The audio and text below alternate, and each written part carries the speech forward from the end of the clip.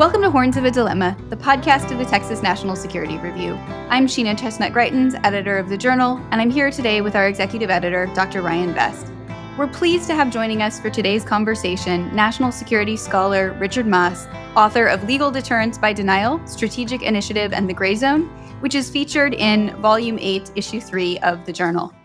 Rich is an associate professor of political science at Old Dominion University and interim director of Old Dominion University's graduate program in international studies.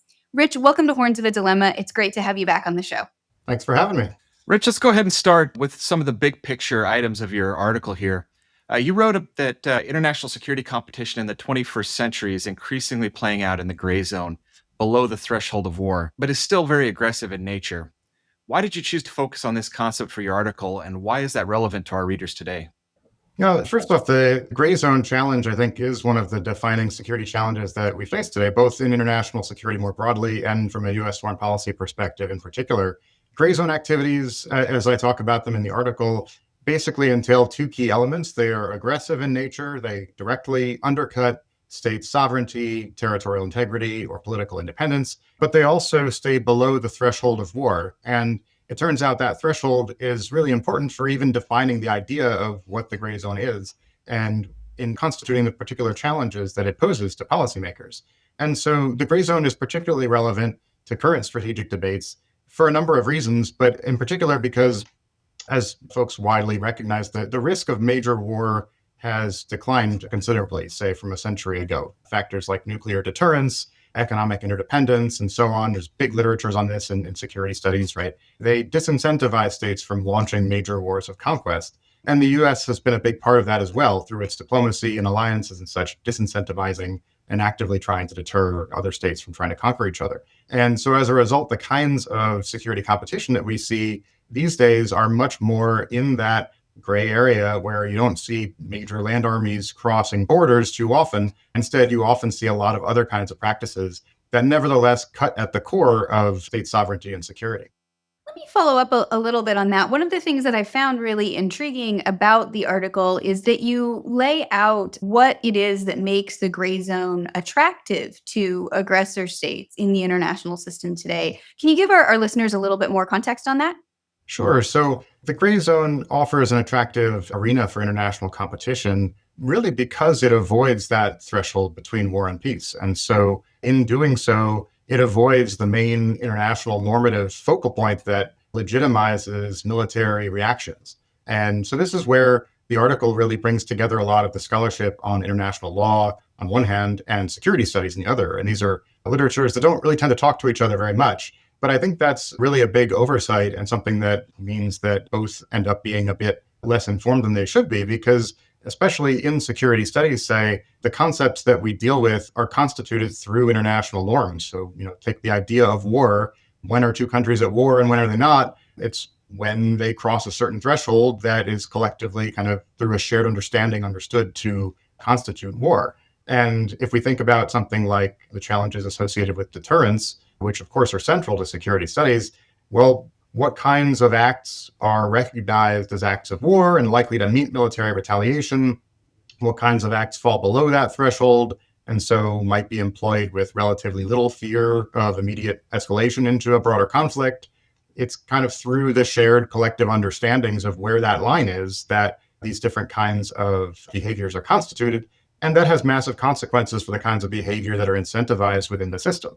So the big appeal of gray zone activities for aggressors is that they allow the aggressors to undercut other states' sovereignty, territorial integrity, political independence without overtly crossing that line and really provoking a likely military retaliation that's going to end up being very costly and risky for all parties involved. I'd like to expand on that just a little bit here. You talk a lot about the increasing prominence of gray zone activities, and if I can quote from your article, you call it a ripe opportunity for international legal innovation. Why is international law so important in confronting this type of problem and to solving this issue? Yeah, again, this ties right back into the interactions between the international norms and legal literature and the security studies literature. The idea that, well, when we think about the way that international security functions, the categories that policymakers are using and scholars are using to understand what's going on are constituted through shared norms that are established over centuries of interactions and rhetoric and such. And so that implies, right, that if you put effort into trying to change those norms, you can change the way that policymakers face incentives and the kinds of behaviors that you see in the system. And so international law doesn't, provide an automatic solution or anything that can magically solve these problems, but it does provide one arena where policymakers can put some focus and try to adjust the incentives that aggressors face. And in particular, I see international law as being really useful as a focal point for actors to rally around in opposing these kinds of behavior. So as we'll get to later, I'm sure, by clearly setting a standard of what constitutes gray zone aggression, that can help to define situations that are illegitimate, kinds of behavior that are illegitimate, and situations that warrant a collective response, both within domestic publics and within international coalitions. And that rallying effect can have actually pretty big impact on the incentives that states face in the system. Rich, thanks. I really appreciated the focus on aggression as a concept in international law in this article, because it strikes me that that really is a useful way of shifting to make some progress on these gray zone activities that have consumed so much attention and generated so much concern in global security policy and discussions in recent years. So you settle on a very sort of specific definition where you talk about aggression short of war. And in doing that, the article talks about, and I'm looking at my notes here to make sure I'm quoting you accurately, the erosion of the legal line between war and peace, and that the way international law treats that line is increasingly inadequate because states have largely abandoned the practice of formally declaring war. And so can you talk about a little bit in more detail, unpack for us how international law typically has defined aggression and why that is a more useful way of thinking about dealing with these gray zone threats today? Yeah, as I walked through in the article, there are basically two ways that people tend to think about the gray zone in the existing literature. One is as this realm between peace and war. So I use these Venn diagrams, which obviously you can't see in a podcast format, but check out the article, you can see them in there. And so the first of these diagrams basically shows peace and war as these separate spheres, and the gray zone as this area in between. And this is a common way to think about it, as a realm between peace and war. But that kind of leads to more of a nebulous, when you see it approach to defining cases of gray zone conflict, right? Something that doesn't really feel like peace, doesn't really feel like war. That doesn't really shed that much light on how the gray zone works or how to deter those kinds of activities in particular. The other major way people focus on the gray zone is as an overlapping area between peace and war. So this is kind of the hybrid warfare concept, an area where war concepts should be applied to areas that we used to think of as peaceful. And the challenge with that one is that it really doubles down on the rigid binary distinction between war and peace. It just kind of takes some of the peace stuff and puts it into the war category and says we should use war concepts and methods to address this. And that deepens the militarization of the foreign policy space, which others have drawn attention to as well. And, a lot of gray zone activities involve non-armed means, things like disinformation campaigns, say, or cyber attacks, that there's some valid questions about whether it's worth really thinking of those in a military context, or there are other ways to think about those challenges and other means to address them. And so the way that I define the gray zone is as aggression short of war. And so my Venn diagram basically has two circles, aggression and war, which overlap because, of course, some wars are aggressive wars, some wars may be defensive wars, not aggressive wars. But then the gray zone is the rest of that aggression circle, right? The non-war part of the aggression category. And that, I think, is a really useful way to think about it because we do have a pretty clear understanding of what aggression is in international law. It's been defined. There's a long history of states signing non-aggression pacts. There's the League of Nations Covenant that pledged its members to respect and preserve against external aggression, the territorial integrity and existing political independence of all members. The UN Charter echoed that language in a different form. There's actually a very precise definition now stemming from a UN General Assembly resolution back in 1974 that then was basically taken and included in the International Criminal Court's Rome Statute as updated by the 2010 Kampala amendments. And so that basically defines an act of aggression as the use of armed force by a state against the sovereignty, territorial integrity, or political independence of another state, or in any other manner inconsistent with the Charter of the United Nations. As I talk about in the article, it goes on to identify a specific crime of aggression as basically the planning and preparation and execution of that kind of activity. And it lists some examples, including things like invasions, military occupations, bombardments, blockades, and so on. And to be clear, I think that's a very good thing, right? It's good to define what aggressive war is and to try to structure international law to prevent aggressive wars as much as possible because they're very destructive. The challenge is that by defining an act of aggression specifically as a use of force, existing international law basically logically rules out the category of non-war forms of aggression. And so this is kind of what helps constitute the gray zone as this messy area that we don't really know what to do with, because we have a clear legal category for aggressive war, but we don't have any real clear legal category for these other kinds of things that nevertheless undercut states' territorial integrity, political independence, sovereignty, and so on. So basically, the bottom line there conceptually is that defining aggression as a subset of war eliminates the logical possibility of aggression short of war. And so we need to kind of take a step back and recognize there are forms of aggression that don't involve uses of military force, and to think about then how to define that category and build that into international law in a way that's useful. That's really interesting, Rich. As I was reading through this, one thing that really stuck out to me was this idea of strategic initiative that you talk about, where one nation is able to dictate the terms of conflict to others in the region.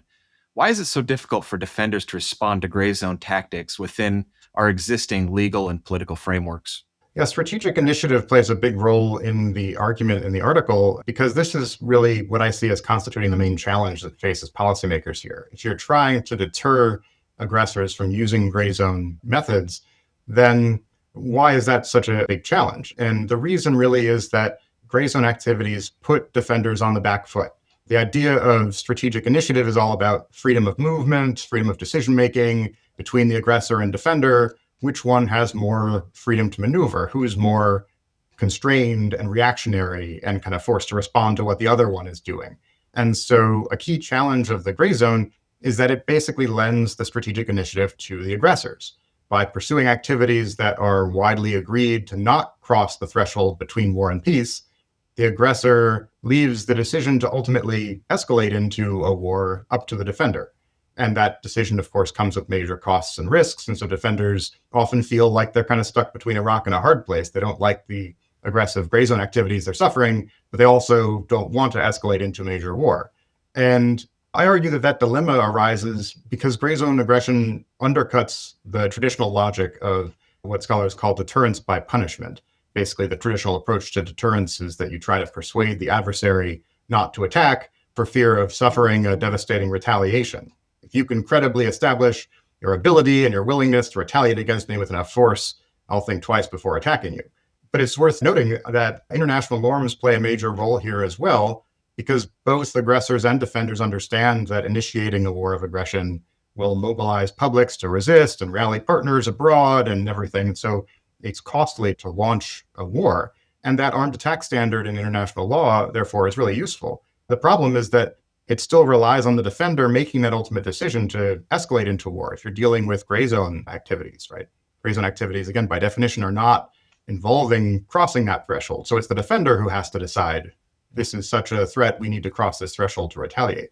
And as a result, functionally, the defender often ends up kind of like the one stuck with the hot potato. They might well decide the costs and risks of war aren't worth it, especially if it would be particularly hard to rally the public at home, say, to fight a war if they haven't suffered an armed attack, right? Because that's where the normative focal point is. So essentially, international law is kind of playing a paradoxical dual role here. It's helping to deter wars of aggression, but it's also helping to deter perhaps wars of retaliation and creating this gray zone where aggressors can thrive. And so one way to understand the three hallmarks of the gray zone, which I lay out in the article, unconventional means, ambiguous ways, limited ends, is that they're basically means, ways, and ends that under prevailing norms don't legitimize military retaliation. And so they undercut that logic of deterrence by punishment. by forcing the defender into that reactionary role as, is this worth escalating or not? And that leads to the alternative concept of deterrence by denial that the article focuses on. I'm sure we'll talk about more. Well, I want to get to that in just a second. But before we do that, can you give our readers a sense of where in the world sometimes has this been a strategic challenge? Who has been forced into making the decision or into that dilemma that you outline for defenders of deciding whether or not to escalate beyond the gray zone in order to protect or defend their interests? Can you give us a couple of examples of where you see this dilemma most acutely driving security dynamics in the world today? Yeah, once you start looking for examples, they end up popping up all over the place. But from a US foreign policy context, say, from that perspective, you look at things like, say, the prominent example was in 2014, Russia's annexation of Crimea, where Russia did not send military forces over the border like it did in 2022. The full-scale invasion of Ukraine was much more an outlier among recent security challenges. In 2014, instead, they sent unmarked military personnel, proxy forces that seemed to be, or at least were claiming to be, a local insurgency and uprising aimed to protect the rights of local civilians and such. And so annexing Crimea through those more indirect means rather than declaring war and initiating a conquest. Or say China's artificial island building campaign in the South China Sea and its use of maritime militias, again, not using marked military forces to launch a war of aggression, but instead engaging in physical changes in the environment and functional changes in behavioral patterns in the region that changed facts on the ground for its neighbors in the area. Or say other examples like in the Middle East, Iran's long-term use of proxy groups in Lebanon and Yemen and other places, again, not relying on a straightforward competition between one national military and another, but instead trying to pursue aggressive ends through the use of other groups. Or say in 2016, the US experience with election interference in the US elections. Again, disinformation, cyber attacks, all part of this category of things that states are engaging in routinely these days, but that don't cross that threshold into uses of armed force.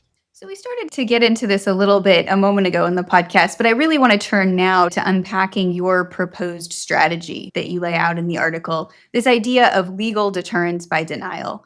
And so I wanted to ask you, you have 3 steps in the proposed strategy: defining gray zone aggression in law, criminalizing the tactics used, and attributing attribution and enforcement. And I wondered particularly if we could start with that first step and talk about why is that first step so important, and how does this really address the central dilemma of strategic initiative that we've been discussing? The first step there of clearly defining a concept of gray zone aggression in international law really builds on that recognition of the role international law plays, that normative focal point role. Right now, we have a very clear line between peace and war, which is useful for the purpose of trying to deter aggressive wars. And so clearly defining a concept of gray zone aggression would fulfill a kind of similar role in unambiguously delegitimizing gray zone activities. Again, one of the strategic benefits that aggressors see in the gray zone is how ambiguous those methods are, and that they can kind of avoid attribution, they can engage in aggressive behaviors in ways that don't clearly legitimize retaliation against them in the same way that an armed attack would. And so offering a clear definition would delegitimize those activities unambiguously. It would offer a focal point for various domestic actors, international actors to rally around opposing those activities. That clear definition could take a variety of forms. I think the specifics of it are kind of a second question after just the need to have a clear standard. In the article, the one that I see that as the most promising candidate builds directly on that existing UN/International Criminal Court definition of aggression. That would be basically defining an act of gray zone aggression using language directly building on those previous definitions of aggression, which, as I mentioned, basically frame it as a subset of war, to define an act of gray zone aggression as the use of unarmed means against a state or by a state against the sovereignty, territorial integrity, or political independence of another state, conceiving the crime of gray zone aggression in similar terms, and laying out examples, including election interference, disinformation, cyber attacks, sabotage, weaponizing migration, fomenting insurrection, things like this. One of the big advantages of that kind of approach is that it would take advantage of what scholars have called grafting in international norms, basically building a new norm on the back of an existing accepted norm to help solidify its legitimacy. So if you think about how the mine ban treaty built on the back of the chemical weapons ban treaty, and that in turn had built on the back of the biological weapons ban treaty, in each successive step, basically, activists and policymakers said, we all agree this thing should be banned. This other thing is just like that thing, so it should also be banned. And so that was a way to rally support for the new norm. So in this way, right, if we all recognize that aggressive wars are things that should be prohibited, if gray zone aggression basically assaults the same core principles of international sovereignty as aggressive war, then that's a way to build on that prior legitimacy and establish a new norm. It also has the benefit of the fact that international law does clearly prohibit aggression.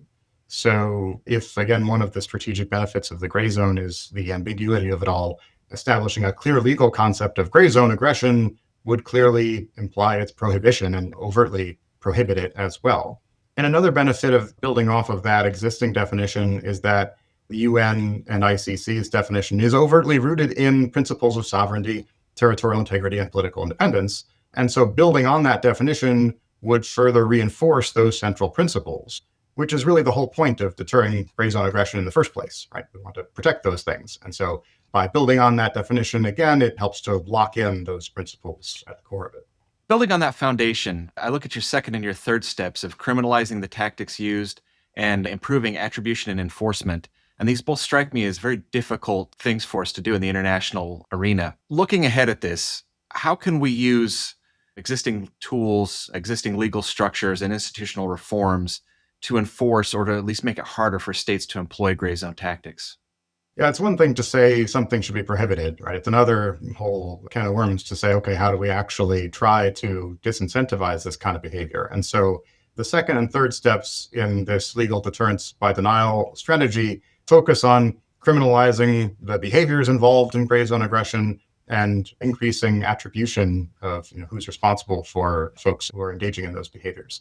And these are certainly challenging things to do, but I think there's a lot of room for international legal activity to help to promote those kinds of cooperation internationally. So the logic behind those steps essentially is, again, that deterrence by denial logic, trying to raise the upfront costs of gray zone aggression in order to more meaningfully deter aggressors from choosing that path in the first place.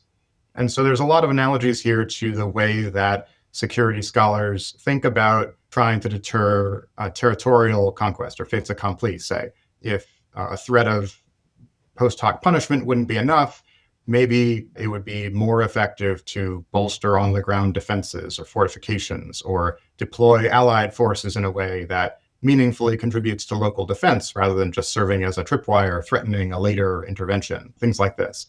So legal deterrence by denial kind of tries to take that same mentality and apply it in the international legal space. So when it comes to gray zone activities, of course, the diversity of forms that those activities take make a lot of that challenging, but it also means that a lot of steps might be useful. So say working to develop shared standards in cybersecurity or to combat disinformation, taking criminal justice approaches toward counterterrorism and try to turn those towards some of the specific gray zone activities, criminalizing the activities that would be going on the ground in those contexts.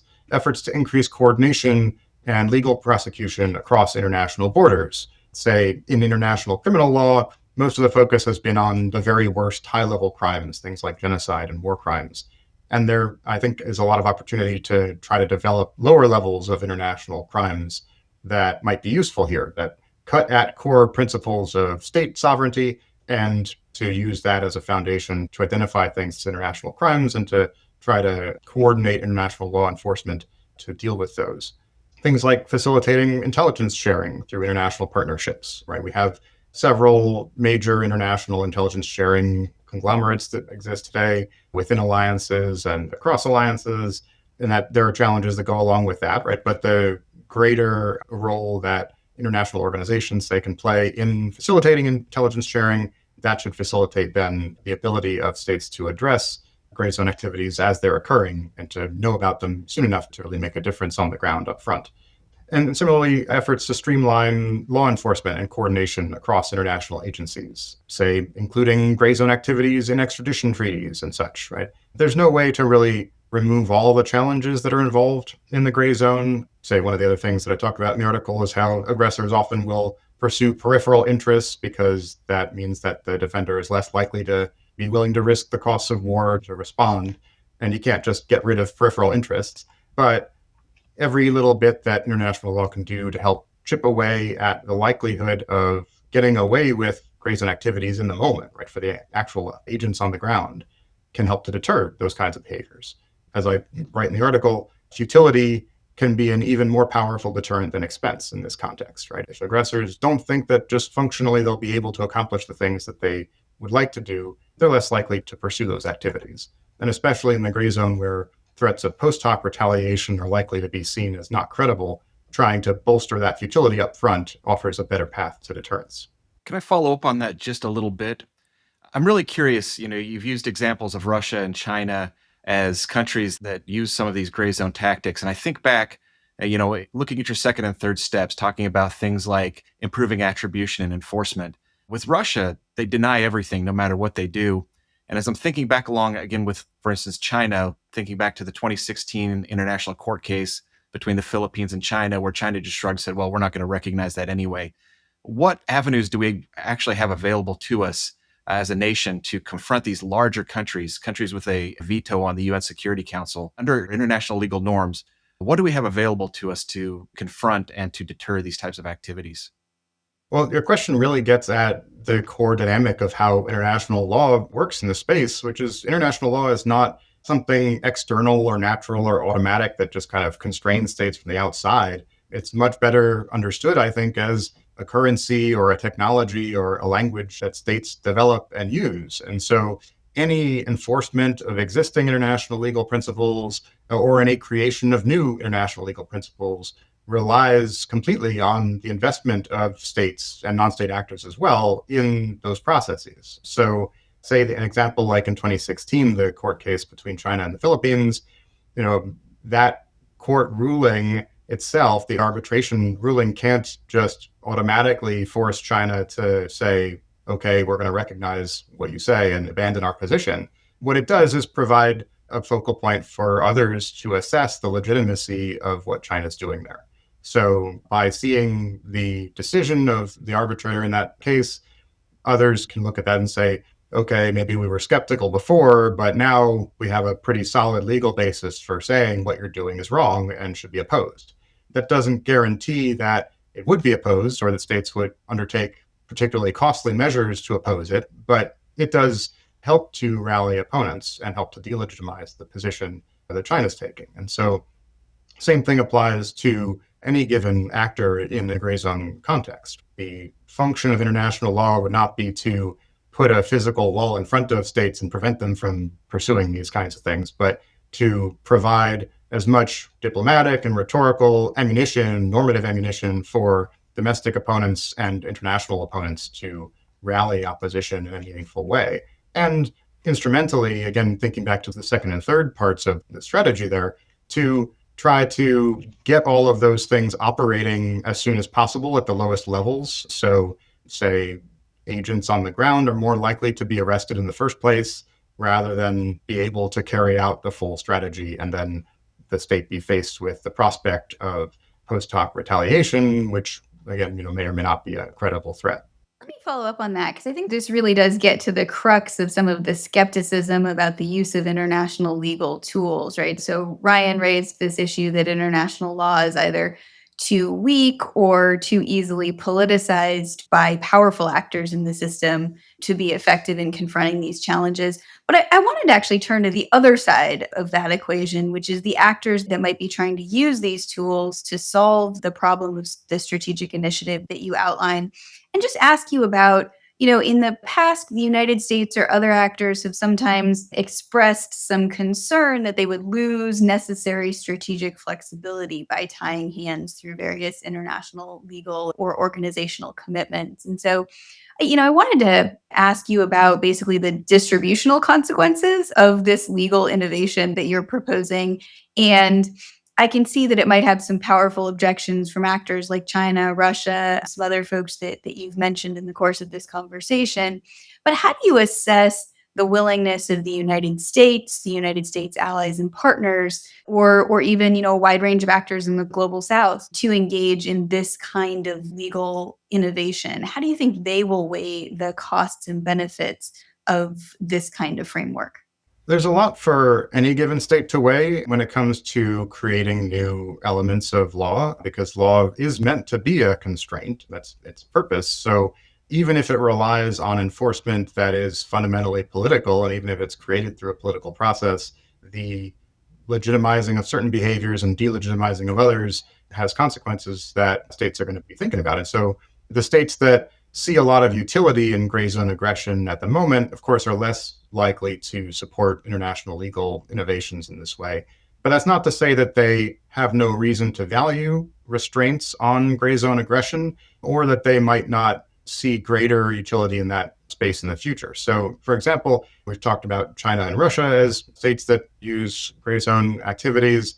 Both Xi Jinping and Vladimir Putin have expressed their fear at various points over potential outside interference in their own domestic politics that might spark their removal from power in a color revolution or this sort of thing, right? They're, depending on who you read, they're either concerned or perhaps petrified at times of this as a threat. And so in that context, right, they have a lot to gain from preventing international legal efforts to prevent other countries from engaging in gray zone aggression toward them. The US, as mentioned, has suffered its own election interference, certainly has something to gain there. And preferences can change over time as well. One analogy that we often forget about is when it comes to territorial conquest, an area that I've worked on in a lot of my previous research. International law used to allow for territorial conquest as spoils of war until about 100 years ago. And there was a major movement and lots of activists in lots of countries. The US prominently got on board with this and helped to embed that norm in the League of Nations and then in the UN Charter. But before the early 20th century, conquest was a pretty routine thing that was legal in a lot of contexts. And views on that changed. And so that's something where, again, if states decide they want to really try to reinforce those core principles of statehood, sovereignty, territorial integrity, political independence, and they recognize gray zone activities as perhaps not the most deadly or destructive threat to those principles, but as arguably the most prevalent and in the current context as a problem worth addressing, then maybe they don't go all the way to ban categorically, these kinds of behaviors if they still see strategic utility in engaging in them. But maybe there's a cracked door open for them to engage in banning certain kinds of behavior or in recognizing a category, even if there's still contestation over exactly what behaviors fall into that category, this sort of thing. It's often the way that international norms and law change, through contestation, through iterative cycles of contestation, rather than, a big sea change all at once. So what happens if we aren't able to change, if we don't adapt, if the international community fails to close some of these loopholes and gaps that have made gray zone tactics so effective? What do you see as the long-term risks for the global order or for U.S. global strategy? Well, the long and the short of it is that if the international community fails to address these challenges, then we'll see continued instability with a greater potential for escalation into war. Right? One of the risks of the gray zone is not just that a given state will have its own sovereignty eroded through non-armed aggression means, but that those situations are particularly likely to escalate into war. And especially if we think that the international system perhaps has done a relatively good job in lowering states' incentives to engage in aggressive war. Again, Russia's invasion of Ukraine in 2022 aside, full-on conquest attempts with armies crossing borders are relatively rare in the modern world. And there's lots of reasons for that. But one of the kinds of situations that policymakers worry about a lot, and what keeps them up at night, is not that you'll have a massive army on the border that's all going to cross at once, but that you'll get an escalation that plays out step by step. It starts out as something small and it brings in higher and higher levels of conflict, more and more actors, and becomes something like a world war, say. These are the kinds of scenarios that policymakers worry about in the South China Sea and in Taiwan and elsewhere. It's often less one massive war starting all at once and more this way, that way, kind of tit-for-tat retaliations as things escalate. So gray zone activities open the door to a lot of that, right? They threaten states' core principles, they pose national security risks, and so they compel policymakers to respond, but they don't offer that clear legal line yet, at least, to deter aggressors from engaging in them. And so they do offer one of the most dangerous pathways into broader war, even if it starts out at lower levels.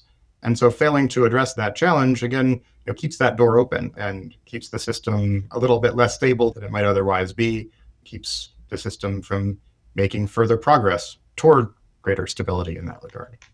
On that uplifting note, Rich, before we close, actually, let me ask you if there's anything that you encountered in writing the article that we haven't talked about or haven't surfaced in this conversation today that you think is particularly important, either about the strategy itself or the geopolitical environment that you're proposing it in, either the opportunities or challenges. Is there anything we've missed that you want to add before we wrap up today? Thanks. No, I would just underscore, I think, that this article is a good example of the value of interdisciplinary research. I think there's a lot more for scholars in any field to learn from crossing self-imposed disciplinary boundaries and kind of smashing two literatures together and thinking about how they interact, how one might shed light on fundamental elements of the other that often go overlooked, and how they might open the door to creative solutions to persisting problems. Well, we are big fans of the interdisciplinary approach and its value at the Texas National Security Review. And I think your article is honestly a great example of that for us. It takes two disciplines or two parts of the field that don't often talk to each other and puts them together in a really innovative way to address really one of the most vexing, difficult, intractable problems, as I see it, of the global security environment for the past couple of decades. So we're thrilled to have the article out in the Texas National Security Review, and especially delighted to have you come on the podcast and talk with us on Horns of a Dilemma today. So thanks so much for joining us. We really appreciate it. Thanks for having me. It's been a pleasure. Thanks for joining us on Horns of a Dilemma, the podcast of the Texas National Security Review. Our guest today has been Dr. Richard Maass, author of Legal Deterrence by Denial, Strategic Initiative and International Law in the Gray Zone, which as always can be accessed for free on our website, tnsr.org. If you enjoyed this episode, please be sure to subscribe and leave a review wherever you listen. We love hearing from you. You can find more of our work at tnsr.org. Today's episode was produced by TNSR Digital and Technical Manager Jordan Morning and made possible by the University of Texas System. This is Sheena Chestnut Greitens and Ryan Best. Thanks again for listening.